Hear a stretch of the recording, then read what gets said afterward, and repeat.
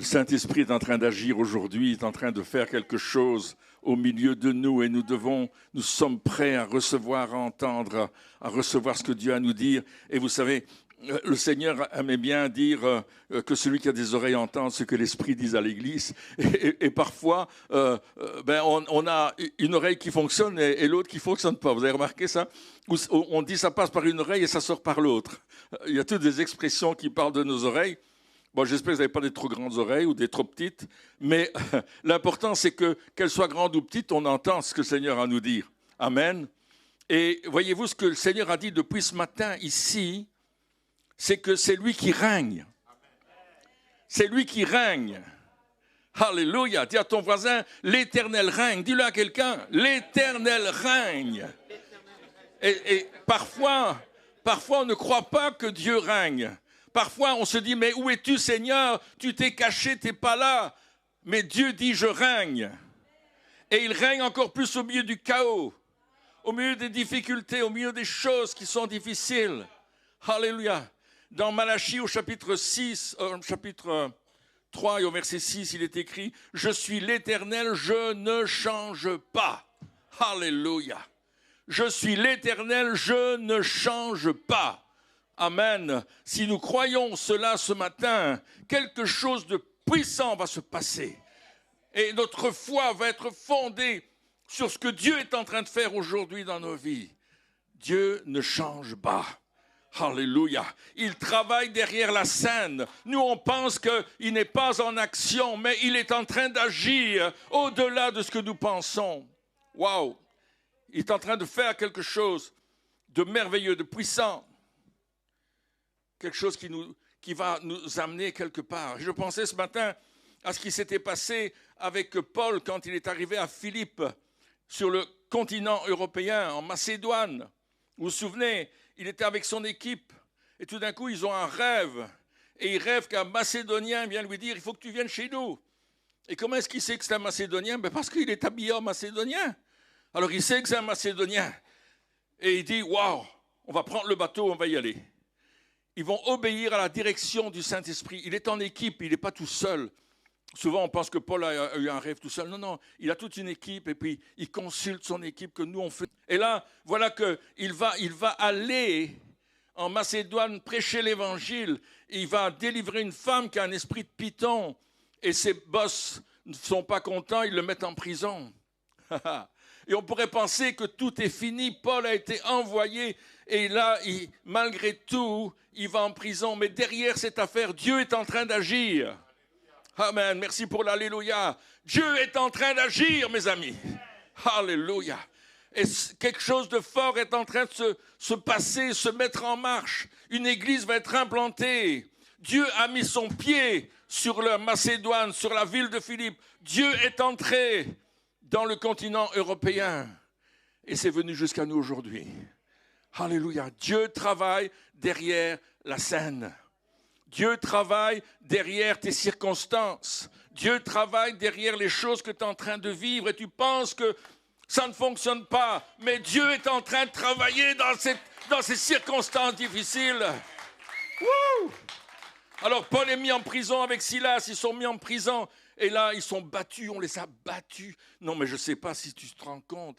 Est-ce qu'il y a quelqu'un qui a déjà été battu, a reçu des coups et que tu n'as pas pu te défendre et puis on t'a jeté par terre et on t'a matraqué? C'est terrible quand tu as mal partout. Vous n'avez jamais vécu ça, hein? Vous êtes des gens très gentils, très sages. Mais quand on va au combat, mes amis, c'est ce qu'on reçoit, des coups. Et ils sont dans la prison et là, ils décident de dire, Seigneur, tu règnes. Et ils chantent des chants. Et peut-être qu'ils ont chanté le chant de ce matin, mais en grec ou en hébreu, Dieu règne. Dieu règne. Ils ont chanté Dieu règne. La circonstance est ce qu'elle est, mais Dieu règne. Dieu a son autorité. Dieu est en train de faire quelque chose. Dieu est en train d'agir. Alléluia. Ils ont cru en Dieu et c'est pourquoi ils sont allés. Paul a dit ceci dans l'Épître aux Romains. J'ai cru, c'est pourquoi j'ai parlé. Alléluia. Si tu crois, tu parles. Si tu crois, tu dis les choses. Alléluia. Et là, il a dit les choses. Il a dit ce qu'il avait à dire. Dieu règne.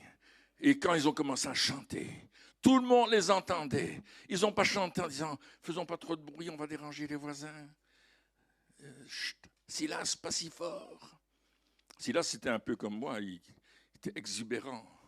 Et Paul lui dit, s'il te plaît, non, disait Silas, on va chanter plus fort. Ils ont commencé à chanter, Dieu règne, oh Dieu règne, oh Dieu règne, Dieu règne. Et les autres ont écouté, ils ont dit, mais qu'est-ce qu'ils chantent? Dieu règne, c'est quoi ça? Et au moment où ils chantaient, Dieu a dit, je vais chanter avec eux. Et Dieu a mis sa voix de basse avec eux. Dieu règne. Et au moment où il a chanté, un tremblement de terre est arrivé. Oh, mes amis, ça a été extraordinaire. La terre a tremblé. La prison a été ébranlée sous ses fondements. Les portes se sont ouvertes. Et tous les prisonniers sont sortis. Et le geôlier a dit, mais qu'est-ce qui se passe? Il était dans son lit. Tout d'un coup, vous avez déjà été dans un tremblement de terre? Moi, j'étais en Californie, tout d'un coup, il y a eu un tremblement de terre, et j'étais dans mon lit, et puis je partais à gauche, je partais à droite. Je me serais cru sur un bateau. Je me suis cramponné au lit pour ne pas tomber par terre. Alors, j'imagine le geôlier qui tombe par terre, et boum, le meuble et les armoires qui s'ouvrent. Tremblement de terre. Waouh! Et là, il sort dans la cour, et il voit tous les prisonniers sont dans la cour. Ah, il dit, je vais me tuer. Il prend son épée, et il avait une petite épée, vous savez, Macérat, cette épée, il va. Et là, il s'arrête. Paul lui dit, stop! Il lève les yeux, il voit Paul. Il dit, c'est toi que j'ai mis en prison ce matin, là. Qu'est-ce que tu fais là? Tu vas me tuer? Il dit, non, au contraire, tous les prisonniers sont bons. Pas de souci. Non. C'est le Seigneur Jésus qui a fait ça. Il regarde autour de lui, tout est écroulé. Il dit, c'est Dieu qui a fait ça. Mais tout est écroulé. Oui, c'est écroulé pour que ça devienne mieux après. Ouah. Alors là, ils ne comprennent plus rien. Mais lui dit, moi, je veux ton Dieu. Ton Dieu est plus puissant que le mien. N'oubliez pas, c'est un Romain, là. Il croit au Panthéon, à toutes sortes de dieux. Il dit, mais ton Dieu est bien plus puissant que le mien. Je veux ton Dieu, je veux croire en ton Dieu. Je veux croire en ton Dieu. Et vous savez, si vous lisez l'histoire du peuple d'Israël, vous verrez que les gens vont se tourner vers Dieu parce qu'ils ont vu la puissance de Dieu. Et ils ont eu tellement de crainte qu'ils se sont tournés vers Dieu. Ne me regardez pas avec des yeux de Merlan en frit, là. Hein. C'est écrit dans la Bible. Alléluia. Dieu travaille derrière la scène. Dieu travaille là où tu crois que ce n'est pas possible. Dieu travaille là où tu crois qu'on ne peut pas y arriver. Et ce matin, le texte que j'ai pris, c'est le texte de 1 Roi, chapitre 17.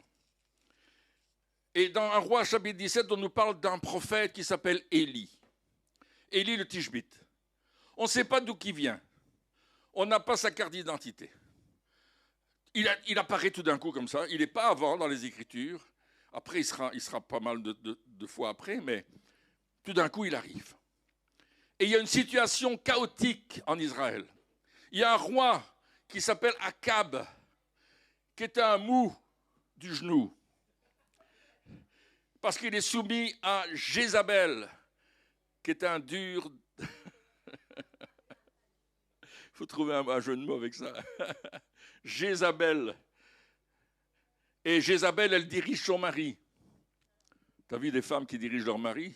Ça s'appelle le matriarcat. C'est vrai, hein? Dirige le mari. Tu dois faire ceci, tu dois faire cela.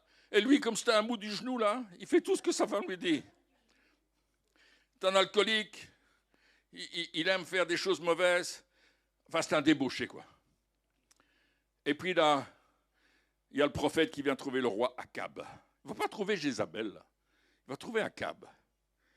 Et lui dit, Akab, écoute, voilà ce qui va se passer. Je vous ai parlé du tremblement de terre à Philippe, là, hein, mais là, c'est une sécheresse. Il s'amène et il dit, écoute, mon ami, 3 ans et demi de sécheresse. Dans tes dents, hein. Et il dit, et il ne pleuvra pas avant que je parle. Et le roi, il dit, qu'est-ce que c'est ce type qui vient me dire, qu'est-ce que je dois faire, mais pour qui il se prend? On ne le connaît même pas. Et regarde comment il est habillé, en poil de chameau. C'est un prophète, avec son bâton, un peu comme le berger de vendredi. Et il a l'air bizarre, Et Akab, il ne prend pas au sérieux cette histoire, mais il se dit, celui-là, je vais lui faire la peau. Alors il prend son calepin, il dit, tiens, j'ai 3 tueurs à gages là, je vais les engager pour attraper Akab. Mais lui, Dieu parle à Élie. Il lui dit, va au torrent de Kéreb. Et là, je vais te nourrir. Et là, c'est une première chose. Élie aurait pu rester dans le danger, mais il serait fait tuer probablement. Mais Dieu lui a parlé, il lui a dit, va dans un endroit qui sera le lieu de ta bénédiction. Merci pour l'amen. Il y a un endroit qui est le lieu de ta bénédiction. L'Église est le lieu de ta bénédiction. Le corps de Christ est le lieu de ta bénédiction. Il lui dit, va dans un lieu où tu vas être béni, je vais te nourrir. Et tous les matins, tu as 2 corbeaux qui s'amènent. Vous imaginez en queue de pie avec un nœud papillon. Et il dit, monsieur Élie, qu'est-ce que je vous sers? J'ai de la viande. Voulez-vous cette viande-là? Bien cuite, moins cuite, comment? 2 corbeaux viennent servir Élie. Je ne sais pas si tu t'imagines que tous les matins, toi tu penses que les corbeaux sont arrivés, hein, parce qu'ils croient, hein. C'est des animaux qui croient. Il amène, il porte la viande là. Non, ils sont venus là. Ils ont servi. C'était des serviteurs qui sont venus servir Élie. Et puis il est resté là un bout de temps. Et à un certain moment, Dieu est en train de travailler derrière la scène. Et lui dit, bon, tu ne vas pas rester là. J'ai ordonné à une veuve de te nourrir. Va à Sarepta. Il dit, ben non, regarde, j'ai de l'eau fraîche ici, mais le lendemain, il n'y a plus d'eau. Le ruisseau est asséché. Il dit, ouais, c'est bien Dieu qui m'a parlé. Il faut que j'aille là où est ma bénédiction. Et il va se lever et il va arriver à Sarepta. Et à Sarepta, Dieu est en train de parler à une veuve. J'ai ordonné à une veuve. C'est-à-dire que Dieu a déjà préparé quelque chose pour une solution. Tu es peut-être en train d'attendre une réponse à quelque chose, mais Dieu a déjà parlé à quelqu'un pour que tu sois béni et que tu aies la réponse à ta question. Yeah. Quelqu'un dise Amen là. Quelque chose se passe. Quelque chose de fort est en train de se passer. Et il va arriver à Sarepta. Sarepta, c'est à Sidon. Et Sidon, c'est en plein milieu du camp de l'ennemi. On ne peut pas être mieux caché qu'en milieu du camp de l'ennemi. Tu ne peux pas. On ne va pas te chercher là-bas. On va te chercher ailleurs. Et si Akab est en train de chercher Élie, ce qu'il fait d'ailleurs, mais il ne va pas aller chercher à Sidon, parce qu'à Sidon, c'est son beau-père qui est le prêtre de Baal, le prêtre principal de Baal, dans la région de Sidon, qui est au bord de la mer. Et là, il arrive là, et il rentre à Sarepta, il arrive dans la ville de Sarepta. Et il voit une dame qui est en train de ramasser du bois, et sa manière d'être habillée montre que c'est une veuve. Mais Élie, il est prudent. Parce que, est-ce que c'est elle? Est-ce que c'est bien elle? On doit être sage, pas se jeter dans la gueule de l'ennemi comme ça. Il sait qu'il est en territoire ennemi. Il sait qu'il est là. Et que Dieu a ordonné à une veuve, il connaît la parole que Dieu lui a dite. Mais est-ce que c'est bien elle qui est là? Est-ce que c'est bien cette femme-là? Parce que des veuves, il y en a plein. D'ailleurs, il y en a plein en Israël et Jésus va soulever ce point-là dans Luc au chapitre 4. Il va dire, je crois que c'est au verset 24, il va dire, il y avait des veuves en Israël, mais c'est vers une veuve du pays de Sidon, de Sarepta, que Dieu a envoyé Élie, pas vers les veuves d'Israël, parce qu'elles étaient corrompues. Mais cette femme-là, elle ramasse du bois. Et la première chose qu'il va dire, est-ce que je peux avoir un verre d'eau? Ah, si quelqu'un vient te demander un verre d'eau en sonnant à la porte, ne lui refuse pas, c'est peut-être un prophète. Première chose, elle lui dit, donne-moi un verre d'eau. Et la dame va lui chercher un verre d'eau, elle lui donne de l'eau. Elle a déjà de l'eau, c'est déjà bien. Et puis, il lui dit, tu vas faire quelque chose d'autre pour moi. Et on prend 1 Roi 17. Donc, l'eau, c'est au verset 10 du chapitre. Et puis, au verset 11, il l'appela de nouveau et dit, apporte-moi, je te prie, un morceau de pain. Et là, la femme va décrire sa situation. Parce que Dieu a parlé à cette femme qu'un prophète allait venir et qu'elle allait le nourrir. C'est ce que la Bible nous dit. J'ai parlé, j'ai ordonné à une femme de te nourrir. Ça veut dire qu'il y a eu communication avec cette femme. Dieu a parlé à cette femme. Mais cette femme, elle veut savoir si c'est vraiment lui. Parce qu'il y a des gens qui viennent en apparence de prophète. Ils mettent des grandes casquettes avec quelque chose dessus, des grosses lunettes. Et ils se présentent prophète. Et toi, tu te dis, ah, un prophète. Non, non, il faut tester le prophète. Il faut tester si c'est le bon prophète. Si c'est un prophète envoyé par Dieu ou si c'est un prophète envoyé par l'ennemi. Et il y a des deux. Vous êtes là? N'écoute pas toute parole. Il faut sonder les Écritures. Il faut éprouver ce qu'on te dit. Et cette femme va éprouver le prophète. Et elle va non pas se plaindre, mais elle va lui dire sa situation. L'Éternel, ton Dieu, est vivant. Ce n'est pas encore le sien. Je n'ai rien de cuit. Je n'ai qu'une poignée de farine dans le pot et un peu d'huile dans une cruche. Voici, je ramasse 2 morceaux de bois, puis je rentrerai et je préparerai cela pour moi et pour mon fils. Nous mangerons, après quoi nous mourrons. Elle décrit sa situation. Elle n'est pas en train de dire « j'ai pas d'espoir ». Elle n'est pas en train de dire « tout est terminé ». Elle lui dit « ça, c'est la vraie situation ». Quand tu viens devant Dieu, expose-lui la vraie situation. Dis-lui les choses telles que tu les vis. Dieu, il t'entend. Ne dis pas, Seigneur, je voudrais te dire ça, mais je me plains. Tu sais, parfois on se plaint là. Et on commence à se... Mais elle ne se plaint pas. Elle décrit sa situation. Elle est en train de dire au prophète, est-ce que c'est bien toi que je vais nourrir pendant ces 3 ans et demi? Tu es en train de poser une question sous la préparation de ce qu'elle dit. Et là, Élie va donner une parole de prophète. Ne crains point, rentre, fais comme tu as dit, seulement prépare-moi d'abord avec cela un petit gâteau et tu me l'apporteras, tu en feras ensuite pour toi et ton fils. Car ainsi parle l'Éternel, le Dieu d'Israël.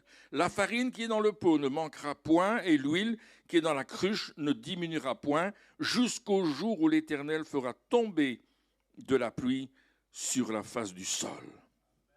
Wow! Il dit, vas-y, fais un gâteau, mais d'abord pour moi. Wow, alors on pourrait dire, c'est un égoïste, hein? Il ne pense qu'à lui. Il veut d'abord manger avant les autres. Mais Élie, c'est un principe divin. Tu donnes ce que tu n'as pas pour recevoir ce que tu n'as pas encore. Tu donnes ce que tu n'as pas. Tout ce qui te reste, tu n'as plus, mais tu le donnes parce que tu sais que Dieu va répondre. C'est la loi de la semence et de la moisson. Mais voyez-vous, cette femme, elle a donné ce qu'elle n'avait plus, la farine, l'huile, parce qu'elle savait qu'elle allait recevoir ce qu'elle n'avait pas encore. Elle avait confiance que Dieu était dans l'affaire. Elle avait confiance que Dieu allait agir dans sa vie. Et là, on rentre dans la loi de la semence et de la moisson. Tu ne payes pas Dieu pour recevoir quelque chose, mais tu lui donnes parce que tu crois qu'il s'occupe de toi et qu'il travaille derrière la scène. Alléluia. Il travaille derrière la scène pour toi, mon ami. Quelle que soit la situation que tu vis, peut-être tu es là, tu dis, mais j'ai des dettes, je ne sais pas les rembourser, et je ne peux pas donner ma dîme et mon offrande, mais... Et Dieu te dit, donne ce que tu as. Oh non, Seigneur, si je donne ce que j'ai, je n'aurai plus rien. Le Seigneur dit, mais fais-moi confiance. La farine et l'huile ne manqueront pas dans le pot, jusqu'à ce que la sécheresse soit terminée. Oh, mais là, moi, je ne peux pas croire ça. Ma foi ne va pas jusque-là. Ma foi n'entre pas dans cette dimension-là. Eh bien, demande au Seigneur de te faire rentrer dans cette dimension. Demande-lui de te faire rentrer dans la dimension qui est la sienne. Parce qu'il est en train d'apporter une leçon. Est-ce que tu as confiance dans tes finances ou tu as confiance en Dieu? On est dans les deux. Mais c'est bien. C'est bien si c'est dans les deux. Comme ça, tu peux donner tes finances à Dieu. Ben oui. Parce que tu vas croire qu'il va le faire. Et cette femme, tout ce qu'elle avait, elle n'avait pas d'argent. Elle ne pouvait pas acheter de farine. Parce qu'elle aurait eu de l'argent, elle serait allée acheter de la farine. Vous comprenez? Mais elle dit, non, mon pot est vide et j'en ai plus après. Elle pourrait acheter de l'huile, mais elle n'a pas d'argent pour acheter de l'huile. Mon pot est vide, il n'y a plus d'huile. Mais là, elle commence à obéir. Waouh! La parole de Dieu parle. Et dit, ce que tu vas me donner va se multiplier. Et chaque matin, cette femme s'est levée et elle a exercé sa foi. Chaque matin, de ses 3 ans et demi, elle s'est levée, elle est allée voir le pot de farine. Elle a vu qu'il y avait encore de la farine. Elle est allée voir le pot d'huile, il y avait encore de l'huile. Le lendemain matin, elle s'est dit, est-ce qu'il y en aura encore? Peut-être qu'elle s'est levée pendant la nuit pour aller voir si le pot avait de la farine. Je ne sais pas. Parfois, on est anxieux. Ça ne vous arrive pas? Est-ce que Dieu va répondre à ma prière? Est-ce que Dieu va donner une réponse? Est-ce que Dieu règne? Est-ce que Dieu a autorité? Est-ce que Dieu veut faire quelque chose? Mais il est derrière la scène, il est en train d'agir, il est en train d'agir pour toi parce que tu es sa fille et sa fille. Tu n'es plus dans le domaine du monde où on dépendait du diable, des puissances, des ténèbres, de l'occulte, des maraboutages, de Madame Soleil, de la boule de cristal de X et d'Y, du pendule d'un tel. Tu ne dépends plus de ces choses. Tu ne vas pas tirer les cartes pour savoir si tu vas être riche ou pauvre demain. Parce que tu n'es plus dans ce monde-là. Tu as fermé la porte à ce monde-là. Tu as donné un coup de pied au diable dans le nom de Jésus. Parce que Jésus est venu pour détruire les œuvres du diable. Mais toi, tu mets ta confiance en Dieu comme cette femme. Elle a mis sa confiance en Dieu. Elle a cru la parole du prophète. Elle a dit, c'est vrai, ça va se multiplier. Something special is happening now. Quelque chose de spécial est en train de se passer maintenant, aujourd'hui, maintenant, dans cet endroit. Dieu est en train d'agir au milieu de nous. Il est en train de faire quelque chose qui va toucher nos cœurs et débloquer nos vies. Dieu veut débloquer ta vie. Il travaille derrière la scène. Il a prévu quelque chose. Il te dit, ça ne va jamais se vider jusqu'à la parole. Et le Seigneur, voyez-vous, ce monde, il est perdu. On a entendu tout à l'heure. Martine nous a partagé cela. Le monde est perdu autour de nous. C'est à nous d'aller leur dire qu'ils sont perdus et qu'ils ont besoin de venir dans le salut, car il n'y a pas d'autre nom dans les cieux et sur la terre par lequel nous puissions être sauvés. C'est ce que dit l'apôtre Pierre dans Actes 4, 12 ou 15, je ne sais plus. Il le dit, mais c'est important d'aller dire ça aux gens. Mais que ta vie reflète ta communion avec Dieu, ta relation avec Dieu, ton écoute de Dieu, ton obéissance à Dieu. Alléluia. Et Nicole me disait tout à l'heure qu'elle avait reçu cette parole, qu'on devait être obéissant à Dieu, soumis à Dieu. On devait rentrer dans cette dimension d'obéissance. Alléluia. Dieu travaille derrière la scène.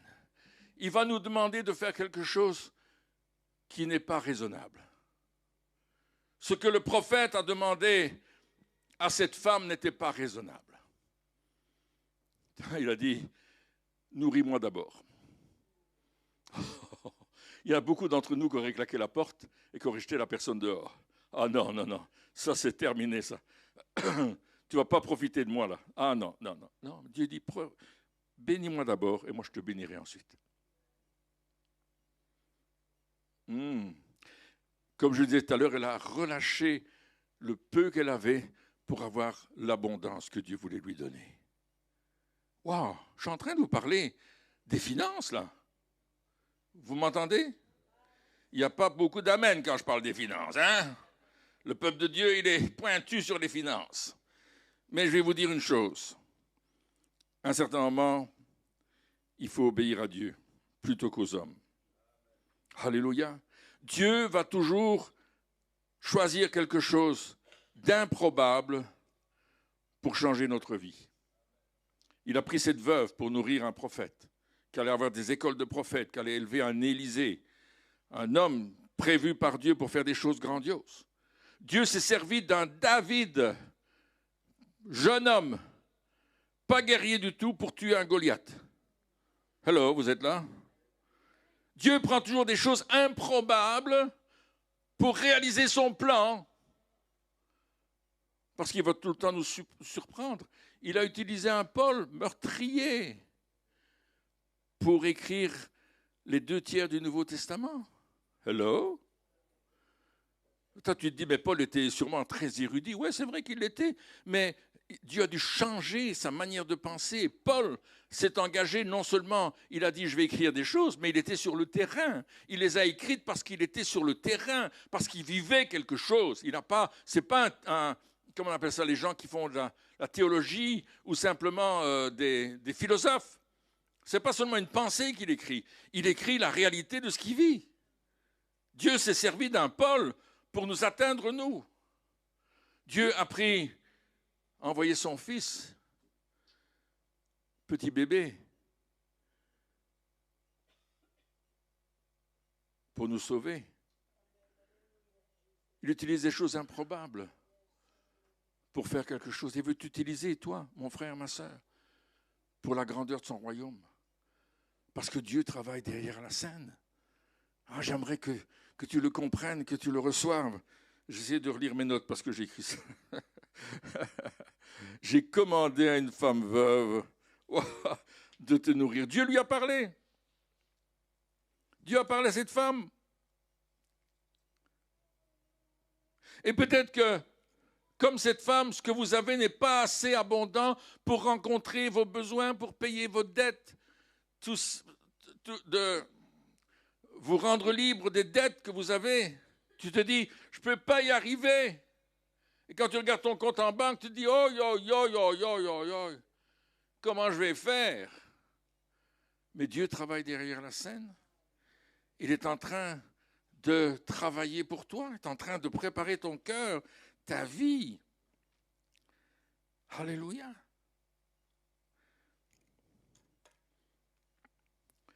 L'autre jour, j'ai acheté des tomates en graines dans un petit paquet. Et sur le petit paquet de graines, que j'ai payé 13,50 €, oui, c'était des grosses tomates, il y avait une grosse tomate, énorme. Mais quand j'ai ouvert le paquet, la graine était très petite. Et je me suis dit, comment c'est possible d'avoir une grosse tomate comme sur la photo? Ils sont en train de me tromper, là. C'est la publicité. C'est pas possible, ça ne peut pas pousser, là. Ça c'est pas possible, ça. Alors, j'ai planté la graine et les petites graines. Alors, je ne suis pas un grand cultivateur, donc j'ai tout mis comme ça. Ça a poussé comme ça a poussé, je ne vous dis pas. Et il y en a même congelé parce qu'il a gelé à un certain moment. Et puis, tout d'un coup, la plante a grandi. Et j'ai regardé la plante grandir. Ah, ça devient grand. C'était tout petit, ça devient grand. Waouh! C'est beau, hein? Je dis, mais il n'y a pas de tomates, hein? Je regardais, je dis, il n'y a pas de tomates, là. Il y a juste des feuilles.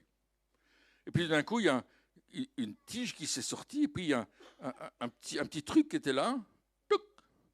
C'était tout vert. Je dis, c'est petit, hein? Je regardais la photo, je regardais le truc. Je dis, pas encore ça, hein? Ils m'ont trompé, là. Non, non. Et je regardais, puis tout d'un coup, il y a une tomate qui est apparue, elle était verte. Mais elle était petite, hein. Je dis à Christine, mais regarde ça. Ils mettent une photo d'une grosse tomate rouge et moi j'ai des petites tomates vertes. Est-ce que c'est ça qu'on doit manger? Elle me dit, non, non, attends, t'es impatient, Pierre. Je dis, oui, c'est vrai, je voudrais tirer dessus pour que ça grossisse plus vite. Alors bien sûr, on prend soin, on tire les gourmands, on met de l'eau, la vitamine, enfin tout le truc là. Et puis d'un coup, là, il y a un truc qui grossit. Et puis je me suis plus occupé de mes tomates pendant un temps parce que j'avais d'autres activités. Et puis je suis arrivé, j'ai vu une grosse tomate verte. Je dis à Christine, elle est verte, elle n'est pas rouge, regarde la photo, elle est rouge. Il dit non, il faut que tu attendes. Il y a le soleil qui va taper dessus. Oh. Alors j'ai regardé le soleil, je dis, il faut que tu travailles là. Il dit, ok, pas de problème, je vais chauffer ta tomate. Et puis quelques jours plus tard, la tomate commence à avoir des couleurs. Je me dis, waouh, ma tomate ressuscite, elle attrape des couleurs. Oh, que je suis content. Et j'allais la voir tous les jours. Je dis, Christine, est-ce que je peux l'accueillir? Elle me dit, non, non, attends. Je dis, mais j'ai envie de la manger. Non, non, qu'elle dit, elle n'est pas encore mûre. Elle n'est pas encore assez grosse, assez rouge. Elle est encore du vert. Attends qu'il n'y ait que du rouge. Et moi, j'étais pressé de passer au vert pour prendre le rouge.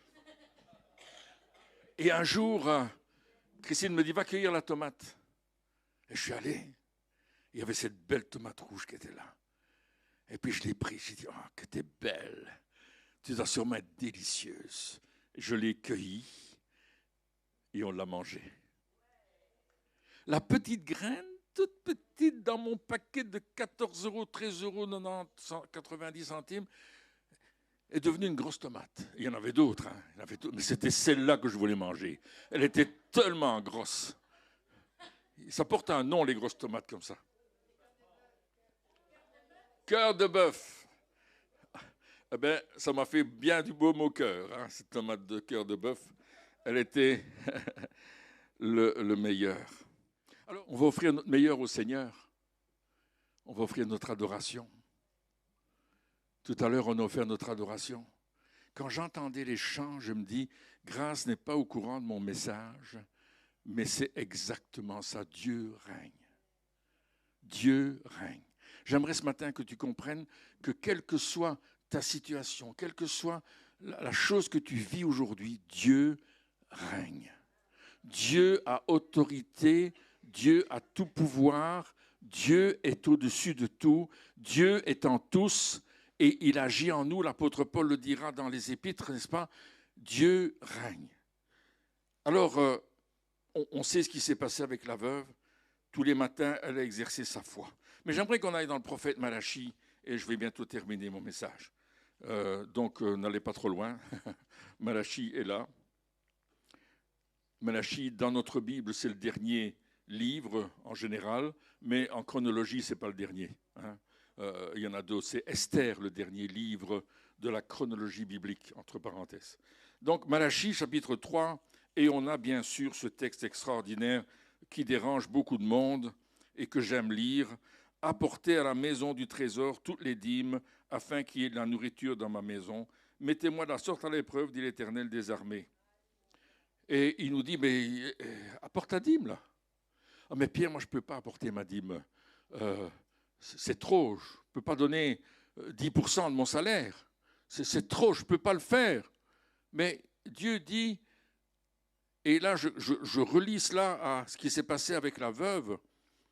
Si tu le fais, je vais te bénir. Et il y a 7 bénédictions que Dieu nous donne dans ce passage. Alors, ce n'est pas moi qui les donne, c'est Dieu qui les donne. Mais j'aimerais attirer ton attention sur l'importance de la dîme et de l'offrande. La dîme, c'est une chose, l'offrande, c'est autre chose. La dîme, c'est ce que je vais donner de moi-même en disant, Dieu, je te fais confiance et je te donne le 10e de mon salaire que je reçois en main pour vivre, je te le donne. Alors, il y en a qui calculent des trucs et machin, mais moi, je ne veux pas calculer quoi que ce soit là-dessus. Je veux simplement qu'on soit dans cette obéissance. Et il dit, si tu le fais, il y a 7 bénédictions qui vont venir. La première, vous verrez si je n'ouvre pas pour vous les écluses des cieux. Et là, Dieu dit, je vais ouvrir les écluses des cieux pour vous. C'est-à-dire que c'est de là-haut que vient la bénédiction.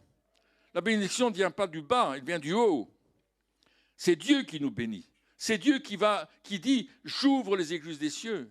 Et on a plusieurs endroits où Dieu ouvre les cieux. Et un des endroits, c'est lorsque Jésus sort de l'eau du baptême, où les cieux sont ouverts et une voix a parlé et Dieu a dit « celui-ci est mon fils bien-aimé en qui j'ai mis toute mon affection et le Saint-Esprit sous forme d'une colombe s'est posé sur lui. » Mes amis, il y a une puissance dans le fait que je crois que Dieu ouvre les cieux parce qu'il veut communiquer avec moi quelque chose d'important. Première bénédiction. Deuxième bénédiction. Et je vous dis, il y en a 7. Vous verrez si je ne répands pas sur vous la bénédiction en abondance. Et Dieu est en train de nous parler d'abondance. Il dit, je vais répandre ma bénédiction. Jésus a dit ceci dans Jean 10, 10. Je suis venu afin que mes brebis aient la vie et qu'elle l'ait en abondance. Qu'elle l'ait en... C'est pas moi qui le promets, c'est Jésus. Il dit, vous êtes mes brebis et je vais vous donner la vie en abondance. Waouh, il y a un travail à faire là-dedans. Pour vous, je menacerai, verset 11, celui qui dévore. Qui est celui qui dévore? Vous savez son nom, ne le citez pas, on n'a pas besoin de l'appeler ici. Mais il y en a un qui essaie de nous voler. Vous avez été volé dans des finances quelque part dans votre vie. Vous avez été volé dans des relations, vous avez été volé dans toutes sortes de choses. Dans votre travail, vous avez été volé. Mais Dieu dit, celui qui dévore, je vais le menacer. C'est-à-dire que Dieu va prendre notre défense. Je suis venu pour vous défendre. Je suis venu pour m'opposer à l'ennemi. Alléluia. C'est une des promesses. Dieu va nous défendre. Quatrièmement, et il ne détruira plus le fruit de la terre. C'est-à-dire ce que votre vie porte. Vous vous souvenez de la parabole du semeur? Jésus parle de 4 terrains. Mais le 4e terrain, c'est un bon terrain. Et il dit là, le terrain, il va être bon. La semence va pousser et tu auras des belles tomates rouges comme moi j'en ai eu. Des cœurs de bœuf. L'ennemi ne va pas nous voler le fruit de la terre.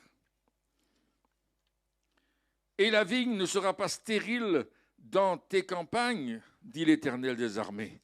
C'est-à-dire que le fruit que tu cultives, vous savez, il y a 2 choses ici. Il y a ce qui sort de la terre, mais aussi ce qui est porté par la vigne. Et ça ne sort pas de la terre, ça sort de la vigne. Et quand on parle de la vigne, on revient directement dans Jean 15, où Jésus dit que lui, il est la vigne et que le Père, c'est le vigneron et que nous sommes les sarments. C'est-à-dire que si nous sommes accrochés à Christ, si nous sommes en lui, alors il promet la bénédiction. Si nous restons attachés à l'Éternel, nous recevons la bénédiction de Dieu. Wow! Et il dit, tu vas porter du fruit. Ton raisin va être excellent, les gens voudront le manger. Parce qu'on ne porte pas du fruit pour nous, on porte du fruit pour les autres. Vous avez remarqué ça? J'ai jamais vu un pommier, moi j'ai un pommier dans le jardin, il ne m'a jamais dit, ne prends pas mes pommes, je vais les manger. Non! Moi je lui dis, merci pour tes pommes, c'est moi qui vais les manger. Non, ne faites pas ça, si. Mais le fruit de la vigne, waouh! Pour ceux qui ont eu des vignes dans leur vie ou qui ont des vignes, qui élèvent, on parle d'élever une vigne. Jésus nous dit, si tu restes attaché à moi, tu vas porter du fruit en abondance et du bon fruit. Wouh! Alléluia! Et puis il continue. Toutes les nations vous diront heureux. Quand les gens vont te regarder, ils vont dire, oh, lui, il a quelque chose que moi, je n'ai pas. Vous dégagez quelque chose, monsieur, que je ne peux pas expliquer, mais qu'est-ce qui se passe? Qui êtes-vous? Vous avez remarqué ça? Ça vous est arrivé que quelqu'un vous dit, c'est pas comme les autres, toi. T'es différent. Qu'est-ce que... Mais on est différent parce qu'on ne se laisse pas assimiler par le monde. On ne fait pas comme le monde. J'aurais pu venir avec des pantalons troués ici et une chaîne de vélo autour du cou et je ne sais pas tout quoi, mais je ne m'assimile pas au monde. Tu ne t'assimiles pas à la mode que tout le monde fait. Tu ne t'assimiles pas aux sorties, à la fête que tout le monde fait tout le temps. Tu dis non. Je suis différent. Parce que Jésus vit en moi et je ne peux plus faire comme l'autre fois. Pas que Dieu me le défend, mais je n'ai plus l'envie. Est-ce que c'est vrai? Moi, j'aimais la castagne quand j'étais jeune. Je provoquais les gens. Avec mon frère, on allait dans les bistrots, et puis lui, il provoquait quelqu'un.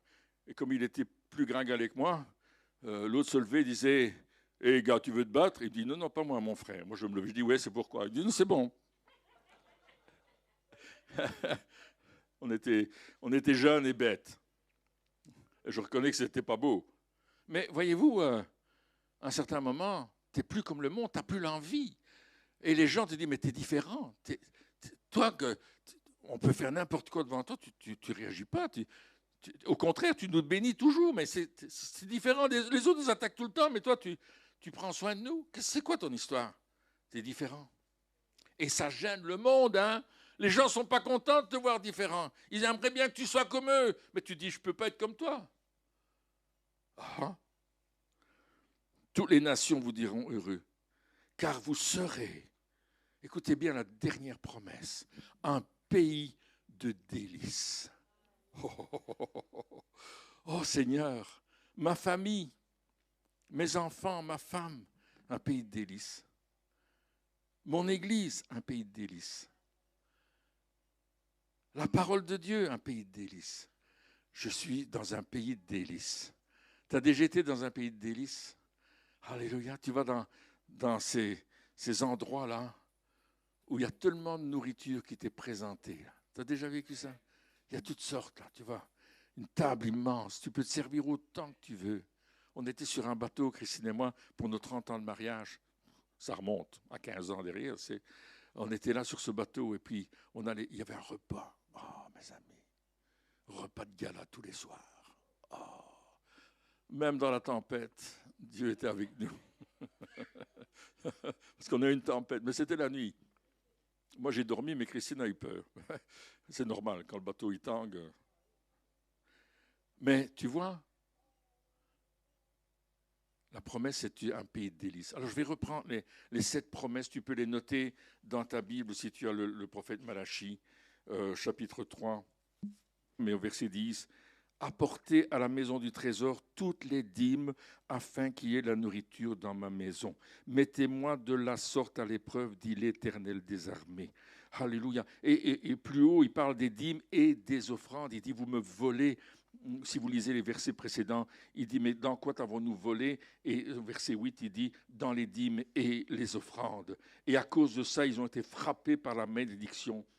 Vous me trompez, la nation tout entière. C'est vraiment un cri que Dieu nous dit. C'est la situation difficile dans laquelle notre ami Malachie est en train de vivre et doit parler la part de l'Éternel. C'est la situation difficile dans laquelle Élie est là et qui va parler au roi Akab et qui va lui dire, mais ça suffit mon ami, assez.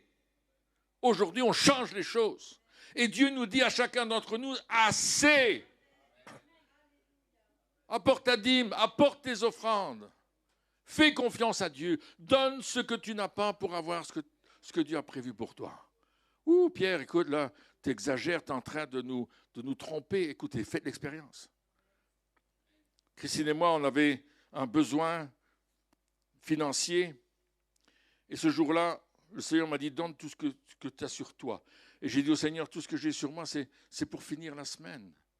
Comment veux-tu que... Le Seigneur m'a dit, donne-le. C'est moi qui faisais l'offrande en plus. Et Dieu me parle. Je dis, OK, Seigneur, c'est toi le boss. J'ai pris l'argent qui me restait, qui était dans mon portefeuille, je l'ai mis dans l'offrande. Et on avait besoin d'une somme de 200 000 francs à l'époque, belge, c'est beaucoup d'argent, pour imprimer des livres qu'on voulait donner. Et je n'avais pas l'argent pour le faire, et je voulais le faire. Mes premiers pas, et puis il y avait 2 autres livres. Et puis je dis, Seigneur, je te fais confiance. Je sème parce que je sais que tu vas pourvoir. Et là, au premier banc de cette rencontre, il y a un couple qui est là. Et moi, j'ai pas dit ça à voix haute. J'ai prié dans mon cœur à Dieu. Et la femme se tourne vers le monsieur et lui dit, on doit donner 200 000 francs à Pierre. Merci pour les femmes obéissantes. Le mari a dit, on va attendre. Et je trouve que c'est juste. Il faut éprouver la parole. C'est ce qu'ils ont fait. Moi, je n'étais pas au courant de cette histoire. Mais dans la semaine qui a suivi, je suis en train de conduire la louange dans une réunion qui se passe dans un autre endroit. Et là, on arrive au dernier chant et j'ai retiré mes lunettes. Alors quand je n'ai pas de lunettes, je ne peux pas lire correctement. Et le monsieur m'apporte un papier et je me dis peut-être qu'il veut un chant. Mais on est à la fin de la réunion, ça va être difficile de chanter encore parce que les gens ils veulent partir. Il était très tard. Et puis quand j'ai mis les lunettes, j'ai lu le papier. Bon pour 200 000 francs. Waouh! Bon pour 200 000 francs. Je n'avais pas encore les 200 000, mais lui a dit, ça c'est promis. Donc j'ai trouvé le monsieur, je dis, qu'est-ce qui se passe? Il me racontait l'histoire.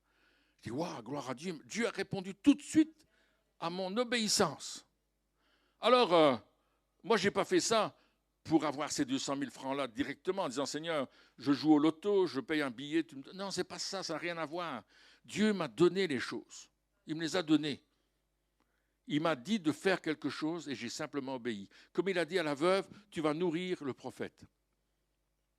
J'ai ordonné à une femme de te nourrir. Donc, elle avait reçu l'ordre et elle a obéi en se disant, ben, je vais obéir de nourrir le prophète, mais j'ai plus qu'un peu de farine et un peu d'huile. Je vais les donner. Je vais les donner quand même. Mais Dieu a dit, ne crains pas, je vais multiplier. Et tous les matins, elle exerçait sa foi en allant voir la farine et l'huile. Je ne sais pas comment tu vas exercer ta foi si tu vas aller voir sur ton compte en banque ce qui s'est passé et peut-être râler parce que ce n'est pas arrivé tout de suite. Mais quand je suis rentré à la maison avec ce papier, Christine était encore endormie. Elle était endormie, il était passé 1h du matin parce que j'étais loin, il y avait beaucoup de choses à faire. Donc j'ai dit, chérie, réveille-toi. Elle me regarde et dit, mais qu'est-ce que tu fais? Tu rentres seulement maintenant. Je dis, ben écoute, la réunion a terminé tard. Je dis, mais qu'est-ce que c'est? Regarde.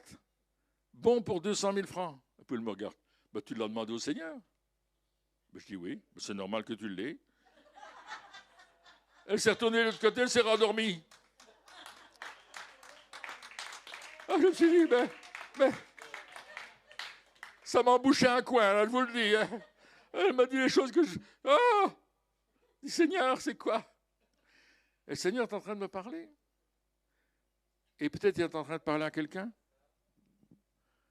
Parce que si tu ne donnes pas ta dîme au Seigneur, il faut que tu corriges, que tu te mettes devant Dieu, que tu ne crois pas tout ce que je te dis là, que tu ne dises pas, Pierre l'a dit, on va le faire. Non, fais pas ça.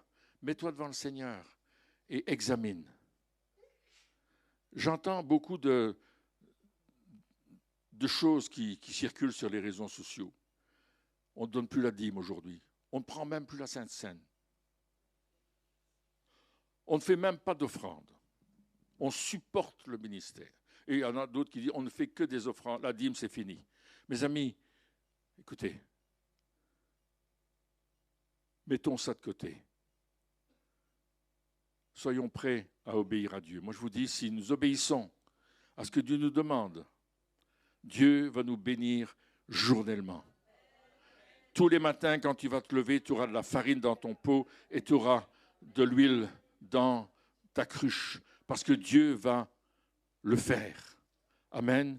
Et Dieu est un Dieu fidèle, un Dieu juste, un Dieu plein d'amour. Il veut notre bénédiction et les 7 points de bénédiction sont là pour nous dire, est-ce que vraiment je veux entrer dans cette bénédiction de Malachie? Relisez Malachie, priez par rapport à cela. Soyez prêts à dire, Seigneur, est-ce que moi aussi je rentre dans cette dimension-là? Est-ce que tu vas le faire? Je vais raconter une autre histoire qui est arrivée il n'y a pas longtemps à une famille. Et leur fille était en train de mourir à l'hôpital. Et les médecins avaient dit, monsieur, il n'y a pas d'espoir pour votre fille. Et puis le monsieur, bien sûr, et son épouse, ils étaient déconcertés, ils n'en pouvaient plus, ils ne comprenaient pas. Ils avaient prié, posé les mains, les serviteurs de Dieu étaient venus prier pour l'enfant, et tout le monde priait. À un certain moment, l'homme a dit à sa femme, écoute, le Saint-Esprit me parle, et on doit donner tout ce que nous avons sur notre compte. Il dit, quoi, tu veux payer Dieu pour guérir ta fille? Il dit, non, je vais croire Dieu pour ma fille. Pas payer Dieu pour qu'il guérisse ma fille. Je vais croire Dieu.